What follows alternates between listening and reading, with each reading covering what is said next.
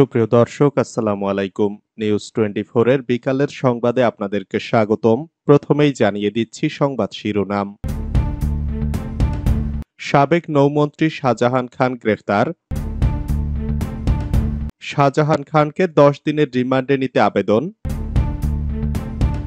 অস্ত্রসহ সাবেক ভূমিমন্ত্রীর ছেলে গ্রেফতার।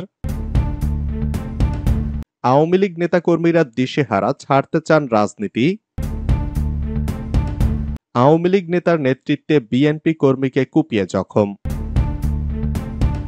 এতক্ষণ শুনছিলেন সংবাদ শিরোনাম। পুরো খবর পেতে ভিডিওটি শেষ পর্যন্ত দেখুন। সর্বশেষ সংবাদ পেতে চ্যানেলটি সাবস্ক্রাইব করুন। এবার বিস্তারিত। সাবেক নৌমন্ত্রী শাহজাহান খান গ্রেফতার। আওয়ামী লীগের সভাপতি মণ্ডলীর সদস্য ও সাবেক সংসদ সদস্য শাহজাহান খানকে গ্রেফতার করা হয়েছে। শাহজাহান খান একসময় নৌ পরিবহন মন্ত্রী ছিলেন। ঢাকা মহানগর গোয়েন্দা পুলিশের যুগ্ম কমিশনার মোহাম্মদ রবিউল হোসেন ভূঁইয়া প্রথম আলোকে এ তথ্য নিশ্চিত করেছেন। রবিউল হোসেন বলেন, গতকাল বৃহস্পতিবার রাতে রাজধানীর ধানমন্ডি এলাকা থেকে শাহজাহান খানকে গ্রেফতার করা হয়। মাদারীপুর 2 আসনের সংসদ সদস্য ছিলেন শাহজাহান খান। তিনি প্রথমবার 1986 সালে স্বতন্ত্র প্রার্থী হিসাবে মাদারীপুর 2 আসন থেকে জাতীয় সংসদের সদস্য নির্বাচিত হন। একই আসন থেকে পরে তিনি বাংলাদেশ আওয়ামী লীগের মনোনয়নে 1991, 96, 2001, 8, 14, 18 ও 24 সালের নির্বাচনের সংসদ সদস্য নির্বাচিত হয়েছিলেন। শাহজাহান খান বাংলাদেশ শ্রমিক ফেডারেশনের কার্যকরী সভাপতি। শাহজাহান খানকে 10 দিনের রিমান্ডে নিতে আবেদন।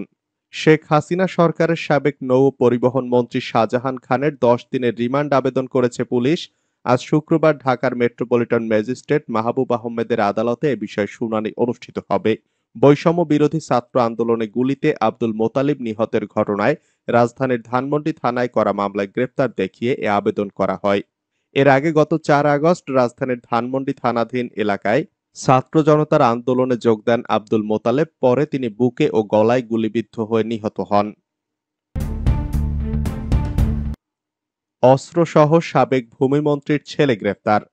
পাবনার ঈশ্বরদীতে বৈষম্য বিরোধী ছাত্র জনতার এক দফা আন্দোলন কর্মসূচিতে হামলা মামলায় পাবনা 4 আসনের সাবেক ভূমিমন্ত্রী প্রয়াত শামসুর রহমান শরীফ ডিলুর ছেলে শিরহান শরীফ তমালকে গ্রেপ্তার করেছে র্যাব।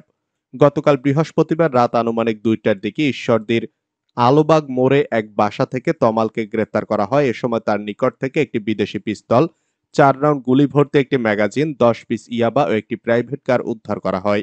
শুক্রবার দুপুরে RAB 12 CPC 2 Pabna company commander major Mohammad Ehtasimul Haque Khan এ তথ্য নিশ্চিত করেছেন। আওয়ামী লীগ নেতাকর্মীরা দিশেহারা, ছাড়তে চান রাজনীতি। দীর্ঘদিন ক্ষমতায় থাকা আওয়ামী লীগের সভাপতি ও সাবেক প্রধানমন্ত্রী শেখ হাসিনা ছাত্র জনতার অভ্যুত্থানে ক্ষমতা ছেড়ে দেশ থেকে পালিয়ে যাওয়ার পর দলটি এখন নেতৃত্ব শূন্যতায় ভুগছে। অথচ গত 23 জুন আওয়ামী লীগের 75 বছর পূর্তি পালনেও পরিস্থিতি ছিল ভিন্ন। রাজধানীর সোহরাওয়ার্দী উদ্যানে আয়োজিত সমাবেশে নেতাকর্মীর উপস্থিতি ছিল কানায় কানায় পূর্ণ। কিন্তু মাত্র 2 মাসের ব্যবধানে পরিস্থিতি এখন পুরোপুরি উল্টে গেছে। শেখ হাসিনা ভারত পালিয়ে যাওয়ার পর শীর্ষ নেতারাও অনেকে দেশ ছেড়েছেন। আবার কেউ কেউ দেশ ছাড়ার চেষ্টাকালে গ্রেফতার হয়েছেন। এছাড়া নেতাদের মধ্যে এখনো যারা দেশে অবস্থান করছেন তাদের প্রায় সবাই আত্মগোপনে আছেন। বর্তমানে নেতৃত্ব শূন্য থাকা আওয়ামী লীগের নেতাকর্মীরা চরম হতাশায় ভুগছে। তাদের অনেকেই এখন উদ্বেগ ও আতঙ্কে দিন কাটাচ্ছেন। সংবাদ মাধ্যমে কথা বলার সময় তারা তাদের নামও প্রকাশ করতে চাননি। আওয়ামী লীগের জেলা পর্যায়ের একজন নেতা বলেন, আমাদের দলের এখন দিশাহারা, বিপর্যস্ত অবস্থা হয়ে গেছে। কারণ 1 মাস হয়ে গেল অথচ কেন্দ্র থেকে কার্যকর কোনো নির্দেশনা দেওয়া হলো না। ফোন দিলেও কেউ ধরে না। হামলা মামলা সব মিলিয়ে নেতাকর্মীরা হতাশ হয়ে পড়েছে।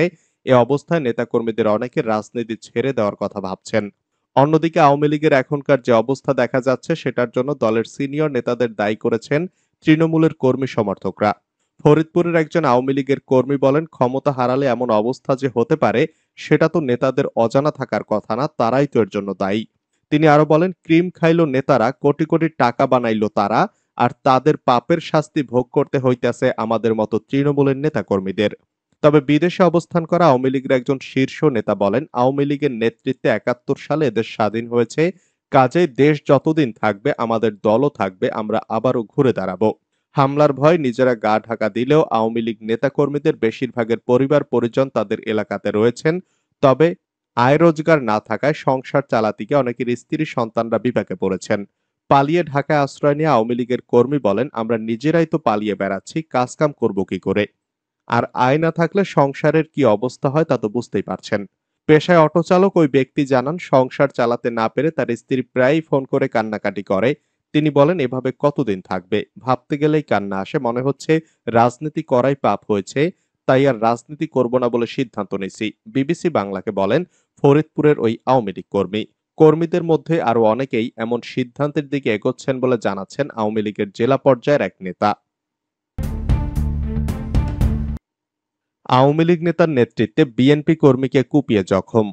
মাদারীপুরের শিবচরে আওয়ামী লীগ নেতার নেতৃত্বে সানাল মাতব্বর নামের এক বিএনপি কর্মীকে কুপিয়ে জখম করার অভিযোগ উঠেছে। বৃহস্পতিবার সন্ধ্যা ৭টার দিকে উপজেলার দ্বিতীয় খণ্ড ইউনিয়নের মোজাফফরপুর গ্রামে এ ঘটনা ঘটে। আহত সানাল মাতব্বর মোজাফফরপুর গ্রামের কদম আলী মাতব্বরের ছেলে। এ ঘটনায় আহত সানাল মাতব্বরের ছেলে বাদী হয়ে শিবচর থানায় একটি অভিযোগ দায়ের করেছেন। তিস্তার পানি বন্টন নিয়ে কঠোর বার্তা ডক্টর ইউনূসের। তিস্তার পানি বন্টন নিয়ে কঠোর বার্তা দিয়েছেন অন্তর্বর্তী সরকারের প্রধান উপদেষ্টা ডক্টর মোহাম্মদ ইউনূস। বিষয়টি দীর্ঘদিন ঝুলে থাকায় কোনো দেশেরই লাভ হচ্ছে না উল্লেখ করে পানি বন্টনের বিষয়ে ভারতের সঙ্গে আলোচনার কথা জানিয়েছেন তিনি। শুক্রবার ভারতের সরকারি বার্তা সংস্থা press trust of India PTI প্রকাশিত এক সাক্ষাৎকারে তিনি কথা বলেন।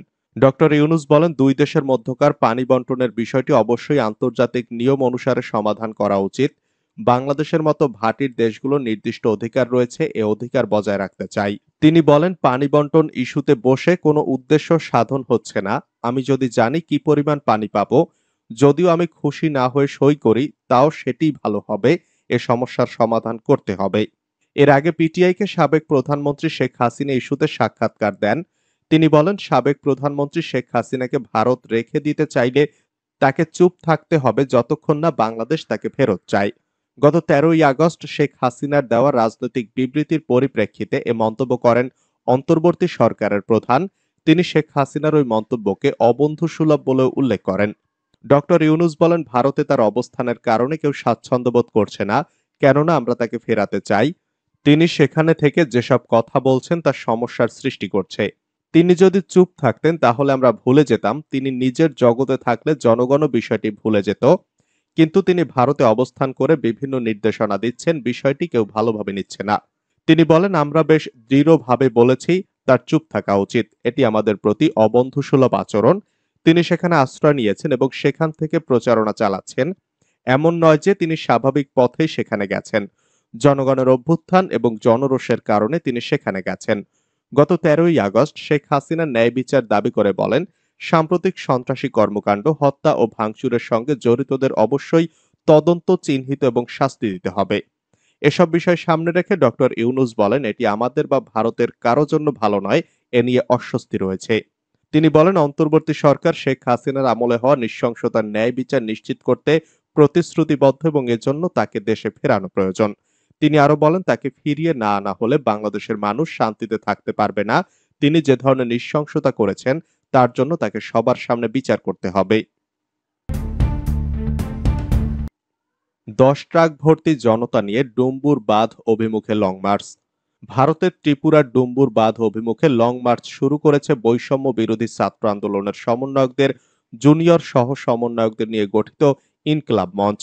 শুক্রবার বিপুল পরিমাণ ছাত্র জনতা নিয়ে রাজধানীর শাহবাগ থেকে ১০টি ট্রাক যোগে শুরু হয় এ লং মার্চ।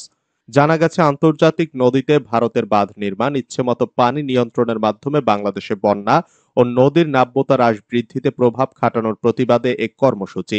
এই লং মার্চ প্রথমে যাত্রাবাড়ির চৌরাস্তায় পথসভা করবে, পরে দুপুর ২টায় কুমিল্লার চান্দিনা একটি পথসভা করবে, আর বিকেল ৪টায় কুমিল্লার টাউন হলে বিশাল জনসমাবেশ অনুষ্ঠিত হবে। সেখান থেকে পদযাত্রা নিয়ে বিবির বাজার পৌঁছাবে মার্চটি। এদিন সকাল থেকে লং মার্চে যোগ দিতে শাহবাগে জড়ো হন অসংখ্য শিক্ষার্থী ছাড়াও বিভিন্ন শ্রেণী পেশার মানুষ। পরে সংক্ষিপ্ত সমাবেশ করে ট্রাক যোগে লং মার্চ শুরু করে ইনকিলাব মঞ্চ। নারায়ণগঞ্জে আওয়ামী লীগ বিএনপির সংঘর্ষ, আহত ৮। নারায়ণগঞ্জের ফতুল্লায় আধিপত্য বিস্তারকে কেন্দ্র করে আওয়ামী লীগ ও বিএনপির নেতাকর্মীদের মধ্যে সংঘর্ষের ঘটনা ঘটেছে। এ সময় উভয় পক্ষের প্রায় ৮ থেকে ১০ জন নেতাকর্মী আহত হয়েছে, তবে তাৎক্ষণিকভাবে তাদের নাম জানা যায়নি। বৃহস্পতিবার রাতে ফতুল্লার সস্তাপুর এলাকায় এ সংঘর্ষের ঘটনা ঘটে। এ সময় এলাকা জুড়ে আতঙ্ক ছড়িয়ে পড়ে। স্থানীয়রা জানান, রাতে হঠাৎ করে দুই পক্ষের লোকজনের মধ্যে সংঘর্ষ শুরু হয়। পরে শোনা যায় আওয়ামী লীগ ও বিএনপির নেতাকর্মীদের মধ্যে সংঘর্ষ চলছে। তাদের সংঘর্ষে এলাকার মধ্যে আতঙ্ক ছড়িয়ে পড়ে। পরে খবর পেয়ে পুলিশ আসলে পরিস্থিতি শান্ত হয়। এ সংঘর্ষে প্রায় ৮ থেকে ১০ জন নেতাকর্মী আহত হয়েছে, তবে তাদের নাম পরিচয় জানা যায়নি। নিষেধাজ্ঞার আগেই দেশ ছাড়েন হাসান মাহমুদ, জানা গেল অবস্থান। শেখ হাসিনা সরকারের পতনের পরদিন ৬ আগস্ট ঢাকার শাহজালাল আন্তর্জাতিক বিমানবন্দরে সাবেক প্রতিমন্ত্রী জুনায়েদ আহমেদ পলক ও সাবেক পররাষ্ট্রমন্ত্রী হাসান মাহমুদ গ্রেফতার হন বলে গণমাধ্যমে খবর ছড়িয়ে পড়ে। এর কয়েকদিন পর জুনায়েদ আহমেদ পলককে গ্রেফতার করে পুলিশ, তবে হদিস মেলেনি সাবেক পররাষ্ট্রমন্ত্রী হাসান মাহমুদের। এরই মধ্যে সামাজিক যোগাযোগ মাধ্যমে অনেকে লিখেছেন, ডক্টর হাসান মাহমুদ দেশ ছেড়েছেন, তবে তিনি কোথায় আছেন সে বিষয়ে চলছে আলোচনা। খোঁজ নিয়ে জানা গেছে, হাসান মাহমুদ এখন বেলজিয়ামের লিমবুর্গ প্রদেশের হ্যাসেল সিটিতে তার নিজের বাড়িতেই আছেন। দুবাই হয়ে জার্মানিতে যান তিনি। জার্মান শাখার আওয়ামী লীগের সাধারণ সম্পাদক মোবারক আলী ভূঁইয়া বকুল দেশের একটি গণমাধ্যমকে এ তথ্য জানিয়েছেন। তিনি ডক্টর হাসান মাহমুদকে ডসেলড্রপ বিমানবন্দরে বেলজিয়ামের বাড়িতে পৌঁছে দেন। মোবারক আলী ভূঁইয়া বকুল জানান, গত ২৬ আগস্ট বিকেল ২:৩০টায় জার্মানির ডসেলড্রপ বিমানবন্দরে পৌঁছেন। সেখান থেকে সড়ক পথে বেলজিয়ামের নিজ বাড়িতে যান। বকুল গণমাধ্যমকে বলেন, তিনি এইখানে আছেন এবং সেভ আছেন, এইটুকু আর কি। এখন কারো সঙ্গে যোগাযোগ করছেন না, কারো সঙ্গেই তার যোগাযোগ নেই। এদিকে দুদকের আবেদনের পরিপ্রেক্ষিতে আদালত গত ২রা সেপ্টেম্বর হাসান মাহমুদের দেশত্যাগে নিষেধাজ্ঞা দেয়। দেশ ছাড়লেও সরকার পতনের পর হাসান মাহমুদের বিরুদ্ধে ঢাকা, চট্টগ্রামে অনেকগুলো হত্যা মামলা হয়েছে। খুলনায় বিএনপি নেতাকে কুপিয়ে হত্যা। খুলনার তেরখাদা উপজেলায় আধিপত্য বিস্তারকে কেন্দ্র করে পূর্ব শত্রুতার জেরে সৈয়দ ফারুক মীর নামে এক ইউপি সদস্যকে কুপিয়ে হত্যা করা হয়েছে। এছাড়া আহত হয়েছেন বেশ কয়েকজন। বৃহস্পতিবার সন্ধ্যায় উপজেলার মধুপুর ইউনিয়নের মধুপুর গ্রামের কোলাবাজারে এ সংঘর্ষের ঘটনা ঘটে। নিহত সৈয়দ ফারুক মীর মধু গ্রামের মোহাম্মদ গাউস মীরের ছেলে। তিনি মধুপুর ইউনিয়ন যুবদলের যুগ্ম সম্পাদক ছিলেন। গাজীরহাট পুলিশ ফাঁড়ির ইনচার্জ মনিরুল ইসলাম কালবেলাকে বিষয়টি নিশ্চিত করেছেন।